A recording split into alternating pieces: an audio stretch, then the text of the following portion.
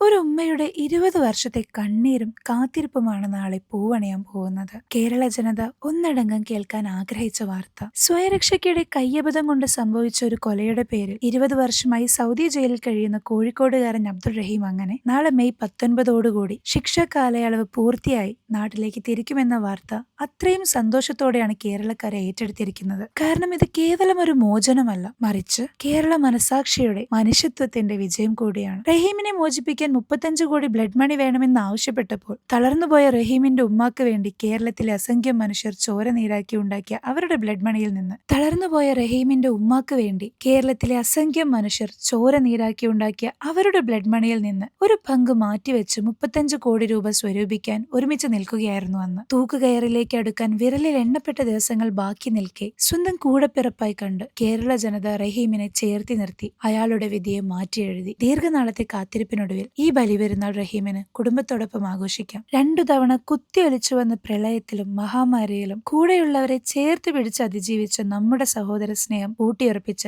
ഒരു കേരള സ്റ്റോറിയാണിത്. The real Kerala story.